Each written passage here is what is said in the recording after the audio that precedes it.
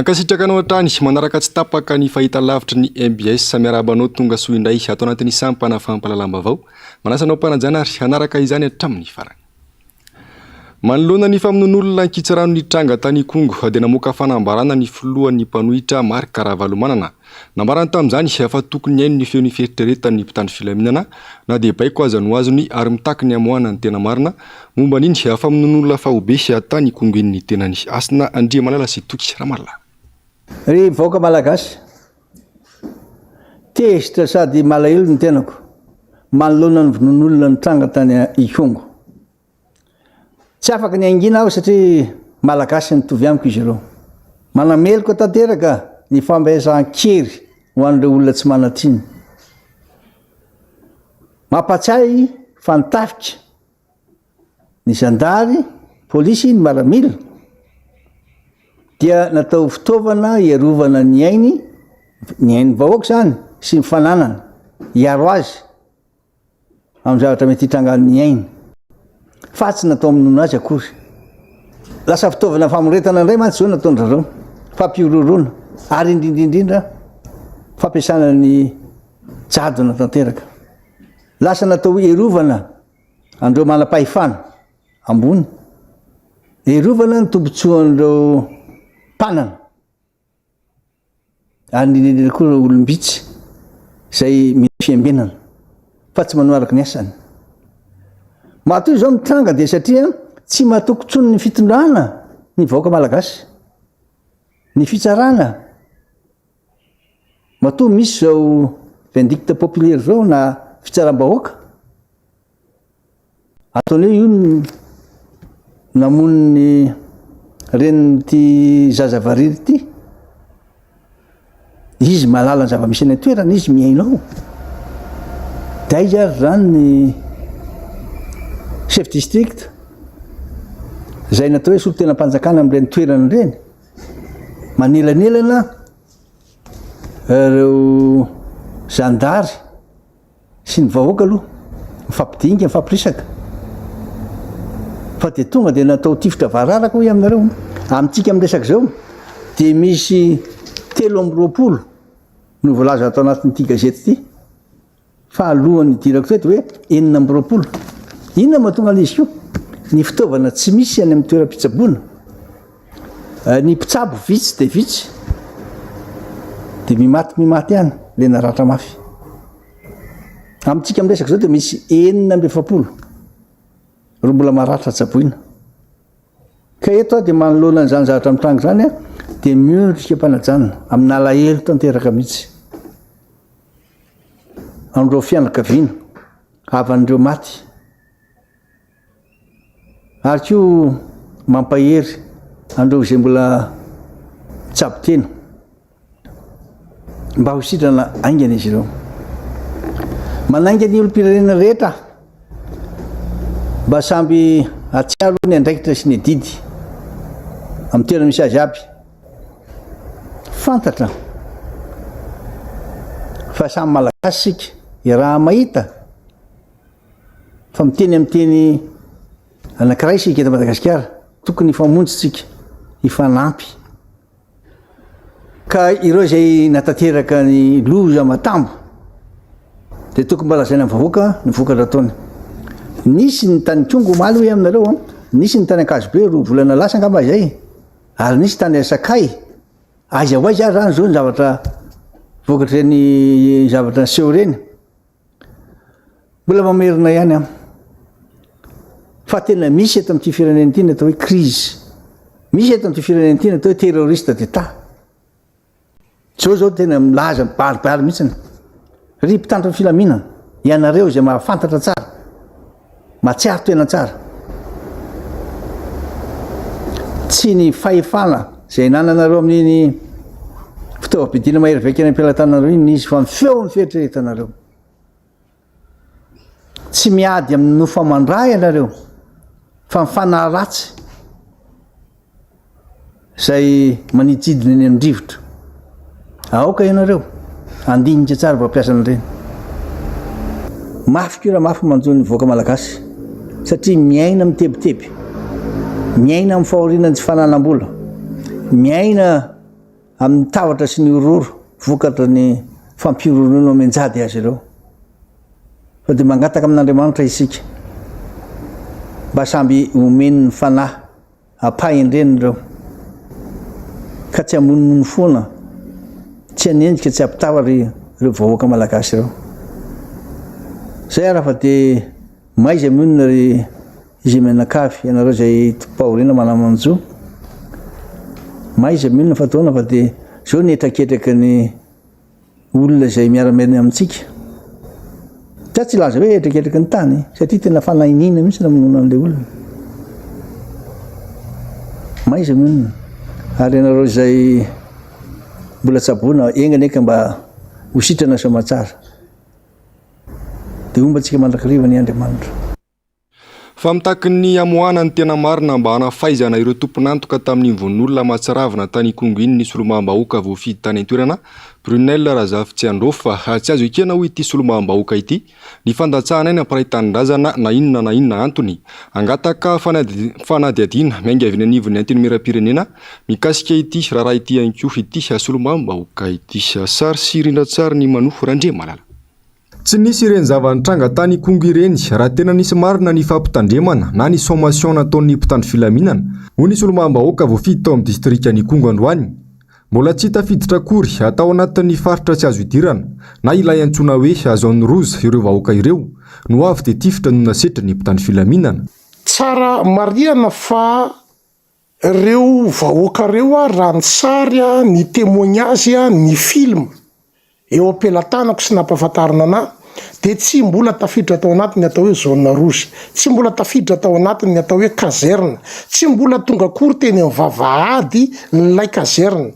Ho an'izay olona mahafantatra ny distriktan'ny Kongo dia mbola teny ambany lavitry ny posta na teo ambanin'ny résidence ny distrikta, le lalana eo ambanin'ny résidence ny distrikta ireo vahoaka ireo ary nisy ray aman-dreny nanantona nangataka dia misetry n'izay fangatahana zay dia lay tifitra vararaka. Fa raha ohatra ka hoe nisy ny sommation na nisy ny zavatra hafa tokony nampiasaina taloha amin'ny fampiasana fitaovam-piadiana tsy nijanona teo ireo olona ireo ary tsy zany ny zavatra nitranga. Ary ireo olona ireo efa nitody damosina ny ala no niditra avy any an-damosiny zareo daholo lay bala izay naparatra sy nafaty andry zareo. Fa ino moa araka ilay nambarako teo hoe fanadiadiana no hamaritra sy hametraka an'izay. Fa ny any tena mampalay aloha amin'ny maharay aman-dreny ahy eto amin'ny firenena amin'ny mahasolom-bavambahoaka anahy voafidy teto Madagasikara dia tena laviko marin-drano ary tsy ekeko ny famonoana olona eto amin'ny firenena na fomba ahoana na fomba ahoana satria tatoato zay dia hita fa ohatrany mora loatra ny famonoana olona eto Madagasikara, ohatrany tsy aina ny aina eto Madagasikara ka aoka mba tsy verina intsony ny zavatra ohatran'izany dia zay no mahatonga mitaky hoe mba hivoaka hoe iza ny tompona andraikitra, iza ny nanome baiko, inona marina ny zavatra nisy dia zay no andrasanay ao anatin'ilay fitakiana ny fametrahana sy fanaovana fanadiadiana lalina. Mazava ihany koa ny afatra nataon'ity solomam-bahoaka voafidy tao Kongo ity manoloana ny fihetsiky ny mpitondra fanjakana amin'izao fotoana izao. Ny distriktan'ny Kongo izay natao anjorom-bala tanteraka hatramin'izay nijoroany ity fitondrana ity saingy rehefa dopahoriana tahaka izao avy mody tonga mitsidika izany ny fanjakana fohibe. Tsy fantatra hoe zao fahoriana zao ve zany mba nanokatra ny mason'ny sasany dia mba namangin'ny sasany an'ilay faritra na voafidy anay satria zay dia tsy mbola nahazo famangin'ny fitondram-panjakana zany mihitsy hatry nipetrahany zao fitondrany zao ka manaitra ihany mba aoka tompoko mba tsy hipetraka lay zanakala hafa eto amin'ity firenena ity satria eritreretina antsika eto fa firenena anankiray ary nation anankiray aoka mba tsy hisy tombo sy ala satria dia hita loatra zany fitongolanana zany eto amin'ny firenena ary anisany hiarana zany sy victime zany zay.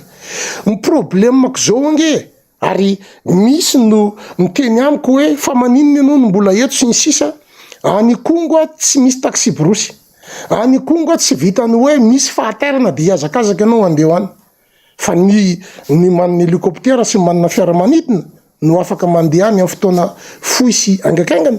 Fa raha ohatrany tena ohatrany vahoaka tsotra rehetrarehetra mila fiomanana be, mila fikarakarana be vao tonga amin'izany toerana izany noho ny tsy fisian'ny lalana avy eo fanadina makany amin'ny distriktan'ny Kongo. Angataka fanadihadiana miainga avy eo anivon'ny antenimieram-pirenena mikasika ity raharaha ity nisy olo-mambahoaka Brunel Razafijandrova. Fa ny ankety parlementaire kosa dia ahafantarana ny andraikitry ny vondrona ny entité tsirairay avy, ary ahafantarana ihany koa ny responsabilité ny administration, zany hoe ny vesatra noho ny adidy zay niraisina fa diso na noho ny adidy zay tokony raisina nefa tsy natao ho an'ny tompona ndraiky mpanjakana rehetrarehetra. Zay mivoaka ao anatin'ny ankety parlementaire. Mety ho tonga hatrany amin'ny gouvernemanta hoe mety misy tompona ndraikitra ao anivon'ny gouvernemanta tsy nandray ny andraikina, mety ho tompona ndraikitra eny fotony hoe ny komandry na ny lehiben'ny commissariat ny tsy nandray ny andraikiny na nandray fanapahan-kevitra fa diso. Zany rehetrarehetra zany hivoaka ao anatin'ny ankety parlementaire. Akoatra izay, efa nisany koa ny fitarainana nalefan'ity solo-mambahoaka ity tany amin'ireo rafim-panjakana miaina izon'olombelona eto Madagasikara ary nisehatra iraisampirenena. Tompon'andraikitra voalohany amin'izay rehetra mitranga eto amin'ny tany sy ny firenena ny fitondram-panjakana, miariary ary manam-porofo ny zava-misy rehetra fa mena anaty krizy lalina ny firenena, tsy misy sehatra izay tsy mandeha vokatry ny tsy fiomanana intantanana ny firenena. Ando Miaratina sy Andry Rakotomalala. Mibaribary tsy takona fenina fa miaina anaty krizy lalina ny firenena ankehitriny. Manam-porofo izany ny zava-mitranga rehetra eto amintsika. Tapaka mitady mampifamatotra ny mpitondra sy ny vahoaka tantaniny. Tsy misy intsony ny fifampitokisana amin'ireo rafi-pitsarana misy ka miteraka izao olana sy tranga mahonena miompampana rehetra izao. Manam-porofo izany tranga tao Ikongo fa tamin'ny fiandohany herinandro teo ary mbola mitana ny sainy rehetra roa andro aty aoriana. Ny fitanilana sy ny tsy firindrany raharam-pitsarana maro eto Madagasikara no antony goavana mitarika ireny loza ireny hoy ny mpandraraha iray. Mijany eo amin'ilay fitenenana lasa mahazatra hoe misokatra ny fanadihadiana fa very anjambany fotsiny ihany avy eo tsy hita izay toyiny. Zavatra amin'ny tany tsy fanaran-dalàna ity dia efa maromaro efa hatramin'ny 2019 vao nanomboka dia nomena ny gouverneur dia efa fandikan-dalàna lalam-panorenana mihitsy. Dia amin'ny ministra ny aferan'ny écran plat, ny aferan'ny SMMC reny événement be dia be fa mitambatambatra dia efa hitan'ny olona fa tsy mandeha arak'izay izy tsony ny fitantanana ny raha-pitsarany eto Madagasikara. Dia mitambatra izany, misy olona tokony ho tsaraina tohatra ny afaka vetivety, misy ny olona tokony ho afaka vetivety amam-bola na aman-taona ary migadra ihany le olona, tsy mirindra tsony izany araka ny lalàna ny ministera ny zavatra mitranga amin'ny raha-pitsarany eto Madagasikara. Misatra tanteraka ny fitantanan-draram-panjakana. Tsy misy mandeha amin'ny laoniny, anka ny vahoaka tsy mandady arina no mizaka ny vokany. Tazany potsiny avy eo ny fahavoazana fa tsy misy fandraisana andraikitra. Maro no miantso vonjy, mikikika any amin'jena azy fa tsy misy mpiaino. Raha misy dia anaovana fampanantenana pokaty. Efa tao anatin'ny andro maromaro zao no nitady vahaolana ny amin'jena azy ireo mponina amin'ny faritra Atsimo Atsinanana manoloana ny fikatsoa ny fiaran-dalamby FCE izay avokafoka sy lalandra mampikorina ny toe-karena ao an-toerana. Ity tranga ity izay izy fetraka ny goavana amin'ny toe-karem-pirenena, ny sosialy ary ny tontolo iainana. Tombofangogo eto Antananarivo avokoa anefa ny fahefana ka tratra aoriana ary tara mifampandrosoana ny faritra. Satria eto Antananarivo ve efa misy olana ny resaka fitateram-bahoaka dia vetivety dia ho réglenao trany le problème dia mikoropaka fa any Atsimo any amin'ny faritra Atsimo Atsinanana any FCE roa volana amin'izao zany any mandeha tongotra 30 km 40 km 15 km ny olona any zany vao mahita fanafody, vao mahita PPN, miakatra daholo ny vidim-piainana any amin'ireo commune rehetrarehetra ireo. Dia zany zavatra zany tsisy mijery zany fa jerena fotsiny.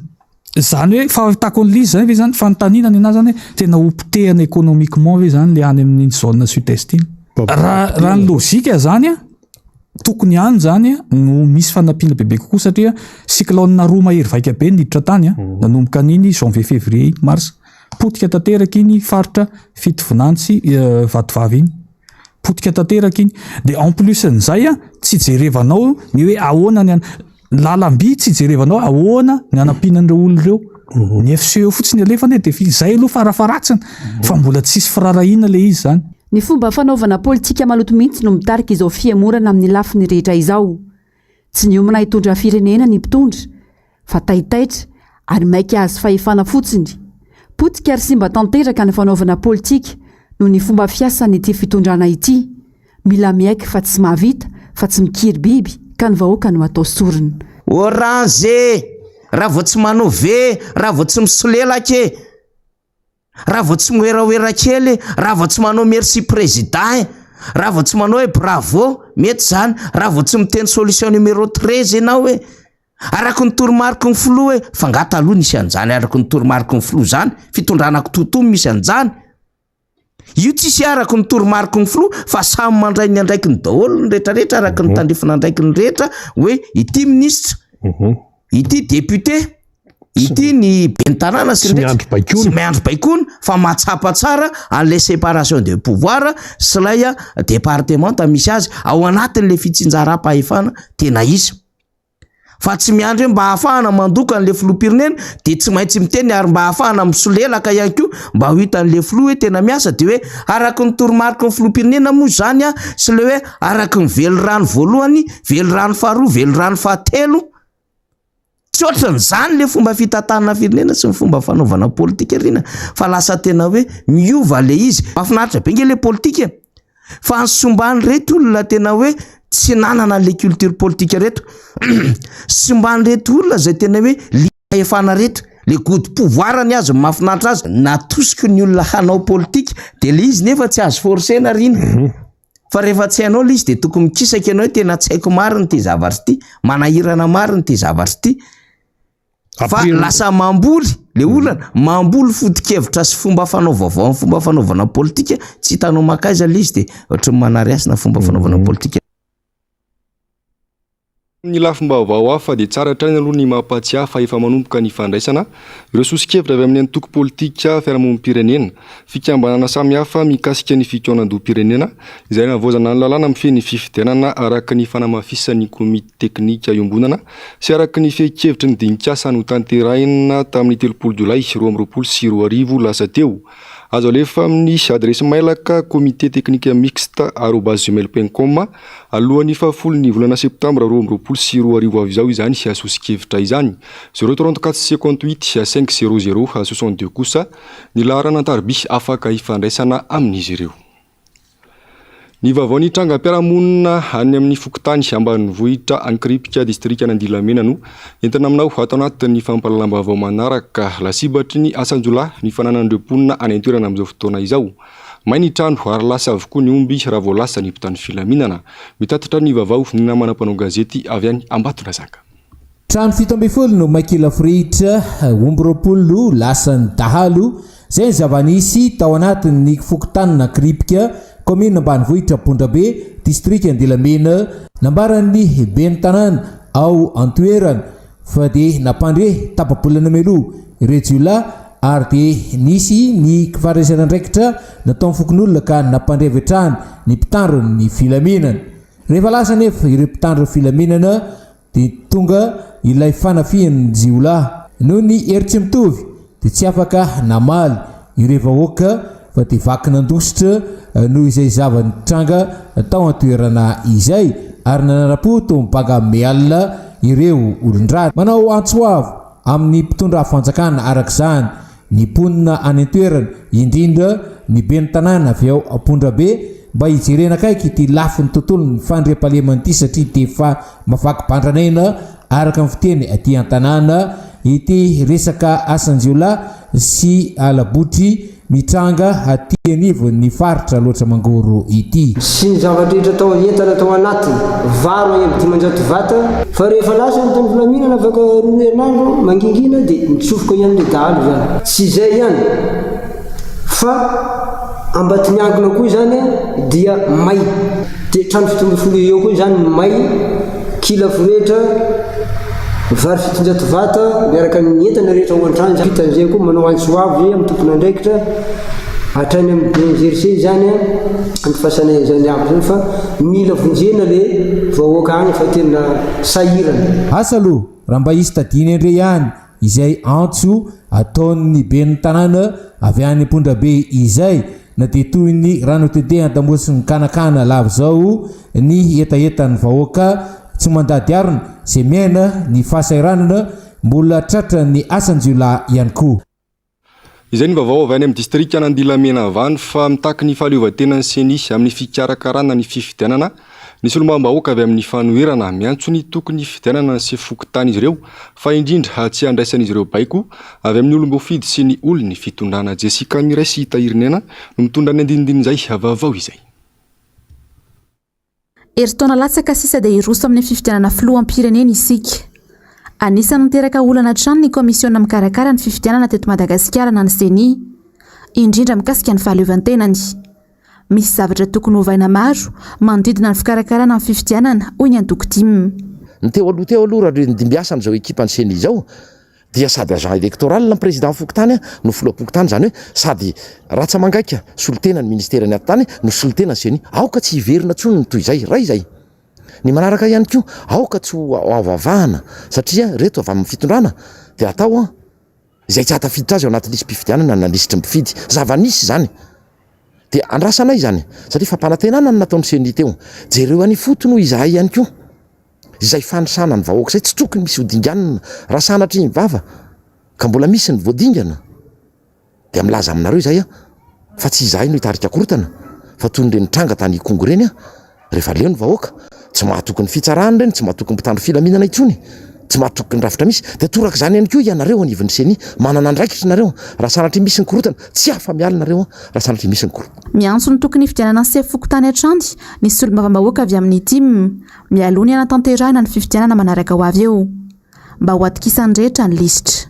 Any ny tena miainga ny atao hoe famadihana ny vokatra miainga hatrany amin'ny olona tsy tokony soratra ny anaty lisy mpifidianana olona efa namoiny ainy olona efa nodimandry olona efa nifindra toerana olona tsy ao anatin'ilay fokotany akory ka iza no miray tsy kombakomba amin'izay ny filoha-pokotany matoy izay nitakariny napetraky ny namana atao izay maninona no tsy tanterahana izay ny fifidianana filoha-pokotany ianareo mpikarakara fifidianana koa rehefa misy io ka ny vahoaka mametraka ny olona atokisany eo dia mifampatokytsika ny amin'ny lisitra izay ivoaka eo fampatokytsika amin'ny lisitry ny mpifidy izay ivoaka eo satria olona laniny maro anisy atao anivon'ny fokotany no apetraka. Nisy ny fisionana no karakarain'ny CENI omaly ny resahany mikasika ny fandaharam-potoanany anisany nanatrika izany ny solombavambahoaka tim fanamariana napetraka izy ireo ny mikasika ity fahaleovantena ny CENI ity. Eo amin'ny vaovao ny fitaterana kosa indray nolava ny mpanolontsain'ny tanàna Antananarivo renivohitra ny ampidirana ireo taxi moto iasa ara-dalàna eto andrenivohitra.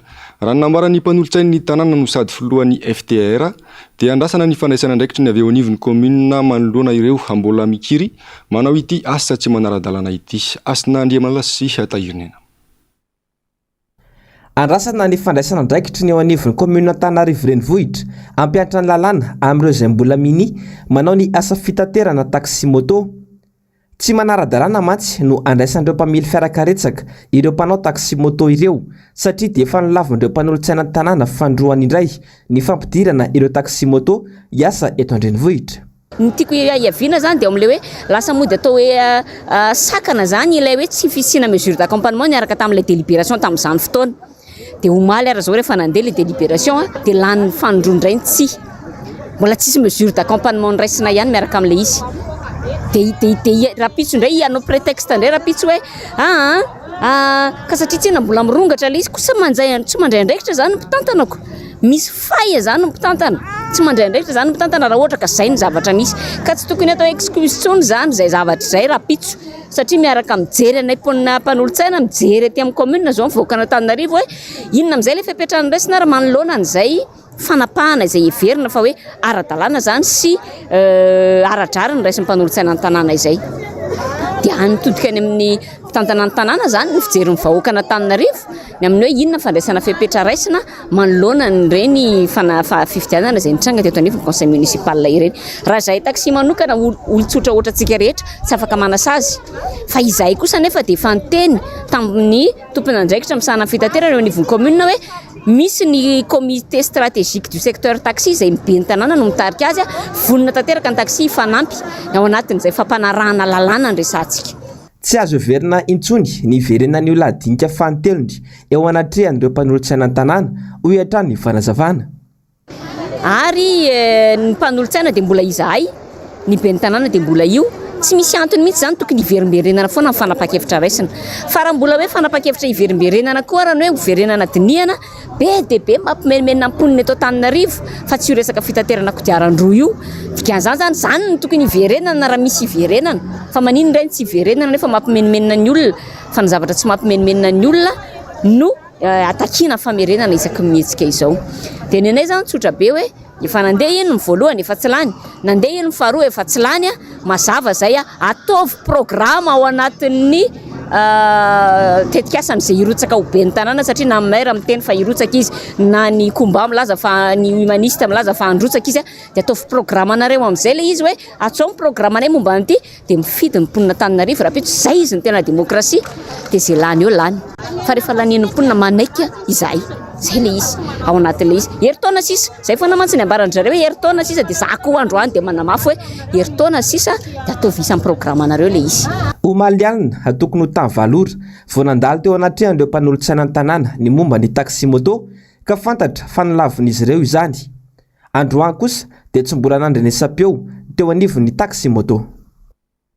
Eo amin'ny pejy fampianarana kosa indray raikitra indray nisakoroka teo amin'ny mpitandro filaminana sy ny mpianatra teny amin'ny politeknika votovorona tamin'ity androany ity resaka vatsim-pianarana sy voaloha mofo no anton'izany ny andinindin'izay eo amin'ny sary sirindratsara ny manofo Randriamalala. Tsy ahitamba-olana lohatra amin'izao ny mikasika ny olona ny vatsim-pianarana eny anivon'ny anjerimanontolo eny. Raikitra indray ny greven'ny mpianatra teny amin'ny politeknika votovorona tamin'ity androany ity. Niraradraraka indray ny torabatso sy ny sakana maro samihafa nataon'ireo mpianatra. Mbola tsy nandray ny vatsim-pianarana ny sasany tamin'izy ireo. Maro ihany koa no mbola tsy nisitraka izany mihitsy na dia efa nisy aza ny fampahafantarana na ny réclamation natao tamin'ny tompony andraikitra.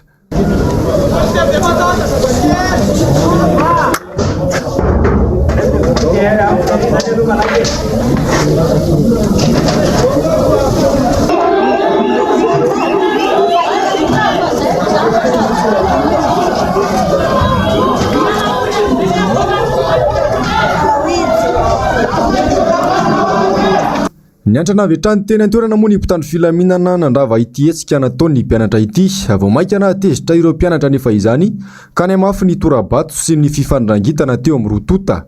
Mampametra-panontaniana hatrany ny zava-misy eto amin'ny firenena amin'izao fotoana izao. Hitrangana korotana lava ny sehatra rehetra. Itony zava-mitranga itony no hitarafana fa tsy zarizary ny fitantanan-draharaha eto amin'ny firenena. Fa manoloana ny tsy fijereva ny fanjakana ireo mpampianatra amin'ny sehatra tsy miankina maro eto amintsika dia nanatanteraka fiofanana nandritra ny 3 andro izy ireo entina nampinina ny traikefa tombony lehibe ny tahaka izao ary mila maka lesona amin'ny sehatra tsy miankina ny fanjakana ho ny mpampianatra iray raha te-hampandroso ny lafin'ny fampianarana avitra solona lehibe sy manofo Randriamalala. Tsy misy mpijery raha tao anjorom-bala tanteraka ny sehatra tsy miankina amin'ny lafiny maro eto amintsika io ny fanehoan-kevitry ny mpiofana. Maro ny tarainy efa natao indrindra tamin'ny fotoanan'ny Covid-19 fa tsy nisy mpiaino ka zary lasa tsy paipaka sy ezaka avy amin'ny fikambanana no anatanterahana hetsika lehibe sy goavana izay miantoka ny hoavin'ny tanora sy ny taranaka toy izao. Fiofanana izay nivelatra kokoa teo amin'ny lafin'ny fanatsarana ny kalitaon'ny fampianarana sy ny vokatra izay nahita am-piadiana tao anatin'ny 3 taona nisiany aretina Covid-19 izay. Dia ny école privée dia tsy misy mampiofana anazy ary hiatrehana ny taom-pianarana vaovao izay hiditra amin'ny latsinainy ahafahan'ireo mpanabe ireo mitondra aina vaondray ary hitondra vokatra tsara ho an'ny fanabeazana etỳ amin'ny privé. Mpanjay anjara moa tao anatin'izay dia ny école tsy miankina miisa 700 izay toerana anankiroa nanaovana anazy dia union des écoles privées de Madagascar moa dia fanomezan-tanana ho an'ny mpandraraha rehetra eo anivon'ny fanabeazana eto amin'ny Madagasikara ho amin'ny école privée. Zava-dehibe ny fiofanana tahaka izao. Tokony tsy hanao ankilabao ny tsy miankina ny fanjakana satria ny tsy miankina no misahana betsaka ny fampianarana eto amintsika ho hatrany ny fanazavana. Misy tokony arahamijery sy fampizarana ny fampiroboroboana ny fanabeazana sy ny fampianarana mba ho tombontsoa iombonana hatrany. Ohatrany hoe tokony aka lesona aty amin'ny tsy miankina ve zany ny fanjakana satria izahay tsy miankina manokana mahita fa raha mifanampy ny fanjakana sy ny tsy miankina dia manana hoavy tsaratsara kokoa ny zaza malagasy fa amin'izao mantsy hita mihitsy hoe somary atao ambanin-javatra ny sekoly tsy miankina hatramin'izay zany mangataka foana vao mba mahazo fampiofanana isaky ny misy fanovana ataon'ny fanjakana na isaky ny misy zava-baovao entin'ny fanjakana dia omena mitovy amin'izay koa ny tsy miankina fa ny fanjakana koa nefa tokony mba haka traikefa ty amin'ny tsy miankina satria ny traikefa samy manana ny azy.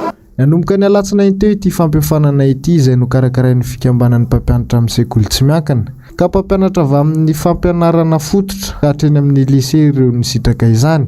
Mbola maro ihany koa ny hetsika izay kasaina atao fa na eo azany dia manao antso amin'ny fitondram-panjakana izy ireo ny amin'ny tokony hijerevana ny sehatra tsy miankina. Pejany sosialy kosa indray ny karakara didipotra fahobe tahaka ny fanoanisan'ny taona ny sampana Croix Rouge malagasy eo amin'ny boriboritany fahadimy Andohany sy Rapitso. Zazalahy kely misy 400 no nisitraka izany Jessica Miray sy Tahirina. Efatra amin'ny taona 4 no nikarakara didipotra fahobe ny Croix Rouge ato amin'ny boriboritany fahadimy. Izany hoe fandihany 512 tamin'ity taona ity. Zaza tena sahirana no faten'ny sapokitany isitraka ny fanampiny ka zazalahy 400 no nisitraka izany ho any Andohany sy Rapitso.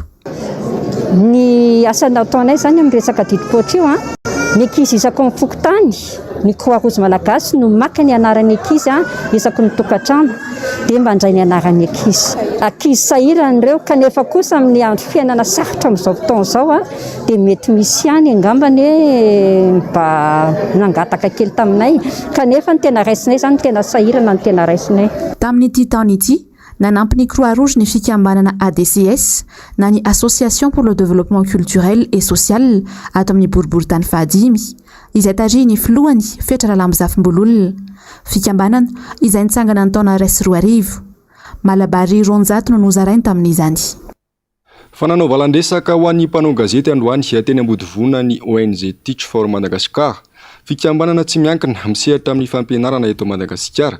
Mikarakara fifaninanana tantara izy ireo ka dika boky izay mivoaka ho mpandresy Jessica Miray sy Tahirina enatra. Miankina amin'ny ambaratonga ny tahan'ny fianaram-pianatra eto Madagasikara. Izany hoe miaina isaky ny ambaratonga ny taham-pianatra mialan-daharana. Raha 5.70 ny any amin'ny ambaratonga fototra, miaina hatrany amin'ny 7.20 izany eo amin'ny ambaratonga faharoa. Ny fahitana ny fitombon'ny mpianatra mialan-daharana indrindra no nahatonga ny fisanganan'ny fikambanana TFM na ny Teach for Madagascar ny taona 2012. Ny tomboan'izy io dia fahitana ny ankizy eny an-dalana le mangataka reny dia hoe fahafahana moa raha hoe asaina ampianarana mamaky teny sy manoratra ry zareo dia izay ny tomboan'ny projet an'ny TFM nampianatra an'ireny zanaka izany ankizy kely eny an-dalana manoratra sy mamaky teny. Mikarakara fifaninanana ity fikambanana ity amin'izao. Fifaninanana tantara rafitra boky ho ana ankizy 7 hatramin'ny 12 taona antsoina hoe diarinofy andiany faharoa. Afaka mandray anjara avokoa na vao miana manoratra na efa matianina. Raha ohatra hoe liana ny andray anjara zany dia ao anatin'ny site web ny diarinofy.mg ao daholo ny fitsipika rehetrarehetra manodidina an'ilay izy dia izy io dia manomboka ny voalohan'ny volana septambra ka hatramin'ny 15 ny volana novambra. Manodidina ny 5 ny tantara hofidiana toy ny tamin'ny andiany voalohany izay tantara voasafidy amin'io dia azo lelavola 10 tapitra ariary. Fa ankizy 100 maro no misitraka fiaina ara-tsakafo sy ara-pianarana etsy amin'ny fokotany volandray Anosy ao amin'ny boriboritany faha-4 fikambanana iraisam-pirenena iray no mandray antanana azy ireo ao anatin'izany ary ireo tena tsy misy mpiasa sahirana no misitraka ity fanampiana ity avitra solondabe sy manofo Randriamalala. Raha ny ankizy 5 hatramin'ny 14 taona eto an-drenivohitra mila fitsaboana sy fampianarana dia mahatratra hatramin'ny 4.9 isan-jato ny 7.12 raha ny tarehimarika navoakan'izy tady tamin'ny fanisana ny mponina ankapobeny sy ny trano fonenana na ny RGP Astro afarany teo. Maro ireo any anelakelan-trano rehetrano tsy mahita fampianarana sy misitraka ny zony ireo ankizy. Indrindra fa eo ihany koa ny vesatry ny fiakaran'ny vidim-piainana ka manampitrotraka ny isa-tokantrano ary mahatonga ny ray aman-dreny miraviravin-tany amin'ny fampidirana ny ankizy any an-tsekoly. Tsy izay ihany no sedrain'izy ireny fa eo ihany koa ny sakafo izay tsy zarizary toa ny etsy Anosy. Zaza manodidina ny 50 sy 200 no efa misitraka fiahiana ary ho ampitomboana hatrany izany hoy ny nambaran'ity tompona andraikitra amin'ny fikambanana iraisam-pirenena iray ity. Ny ankizy raisinay izay misakafo ato aminay dia ny ankizy izay tsy mianatra mihitsiny. Ankizy azo lazaintsika hoe ny ankizy mirenireny ialako tsiny indrindra amin'ny fomba fitenenana. Ny ankizy efa taona hatramin'ny 4 taona. 255 zahay ny ankizy misakafo ato aminay fa amin'ity volana oktobra ity zahay dia mieritreritra ny hanome sakafo ao ny ankizy 500. Misakafo latsinainy hatramin'ny zoma. Misakafo atoandro ry zareo mandavataona le izy. Ankoatra fanomezana sakafo dia zahay manana vinavina ny ampiditra ankizy mandeha mianatra, izany hoe analana ankizy ao anatin'le fahasahiranana izay dia ny fandefasana an zareo mianatra dia ny fanaovana fampiofanana arak'asa ho an'ny ankizy izay mendrika ampiofanana arak'asa. Saika fivarotana tselika no tena antom-piveloman'ny mponina eny amin'ity fokontany ity ary marisarisa amin'ny fampidirana ny ankizy an-tsekoly hoy ny fanazavan'ny tompona andraikitra eny amin'ity fokontany ity ireo ray aman-dreny. Manampitsaka amin'ny fanamaivanana ny ray aman-dreny sy ny ankizy ity fanampianarana sosialy lehibe ity araka izany na dia mbola olana maro azo ny sedrain'izy ireo. Ireo zany ankizy tsy mianatra daholo tsy mitafitra ny tsekolin'ny pepesiny ihany fa mba faly misy anjareo manampy ireo raha ny tena marina mbola misy ataontsika hoe sasany angamba ireo afa tafiditra ireo ndraisin'izareo moa tsisy hoe piraitam-po be dia be fa hoe mitsongotsongona le izy dia le tsy tafiditra anatin'le tsongotsongona zany mbola mijanona ny tena olana amin'le ankizy eto koa moa zany tsy fananana kopia zay aloha zany tsy atafidiray irany amin'ny sekoly hafa dia eo koa ny tsy fampin'ny ety manana amin'le fianarana amin'ny kojakoja-pianarana dia izay koa no mahatonga an'ilay ankizy betsaka tsy mahazo sekoly hafa ankoatran'ny eto. Andrandra nitondra fanatsarana goavana indrindra ho an'ny eny amin'ny faritra ambany tanàna ny fanampiana sy ny fampianarana ny ankizy toy izao. Mila miainga avy ny fotony ary tsy tokony asiana fanavahana ny fampandrosoana. Ny fametrahana ny sekoly manara-penitra dia tsy afaka mamatanteraka ny olana ny tsy fahafahan'ny ankizy miditra an-tsekoly. Mila drafitra sy politika mazava avy amin'ny fitondram-panjakana mba hahafahana mandresy ireo ankizy tsy tafiditra an-tsekoly indrindra ho an'ny any amin'ireo ambany tanàna sy any ambanivohitra any. Ny pejany maresaka iraisan'ny pirenena mitaraina ireo mpanao gazety ao Ukraina amin'izao fotoana izao no nitsindry ataon'ny fanjakana Rosianina. Tsy maintsy eo ampelantanan'ny Rosianina avokoa ny antotam-baovao rehetra vao afaka mivoaka. Ravora Zafimaina sy Andry Rakotomalala. Atao azalambo ny mpanao gazety Ukrainiana Okerson amin'izao rehefa tsy maneky ny fepetrany Rosia vokatry ny ady eo amin'ity farany sy Ukraine. Efa bolana teo no ny asa tao an-toerana ny mpanao gazety iray 17 taona mialohan'ny tsoahany. Tanàna izay marina fefahazon'ny Rosia. Saratra ho izy ny miasa ao anaty faritra efa mampelantanan'ny Rosia. Voatery manova paikady isaky ny mandefa vaovao izahay. Mila fahaiza-manao ny mikirakira ny teknôlôjia vaovao noho izany ahafahana miafina ary tsy hitan'ireo teknisianina Rosianina.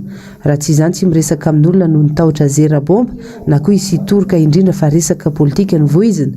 Ireo mpanao gazety mily mandika izany dia mahazo fandrahonana alaina ankery ny ary ampijaliana. Atao ry ny fahatongavan'ny Rosia tao Kherson miasatra ihany koa ny manao angom-baovao. Ny anao manjery raha teo nakatina avokoa. Ny 12 martsa teo izao mpanao gazety iray no fantatra fa nalain'ny miaramila Rosianina ankeriny ary nampijaliana nandritra ny 7 andro. Tapitra indray ny fampalalam-baovao tamin'ity androan'ity sankasitrahana fiainanao. Nanaraka izany hatramin'ny farany atony mazatra moa dia ny fandarana ahoana marina, ny fandarana Global News ary ny fandarana Sahila Sow ireo no arainao. Aoriana zao fampalalam-baovao izao sauvé par Ruby io kosa ny lohateny noronantsarina amin'izao. Atolotry ny abesaho anao amin'ity androan'ity ny tena kosa mametraka ny manapitafa ho amin'ny manaraka indray velomary topoka.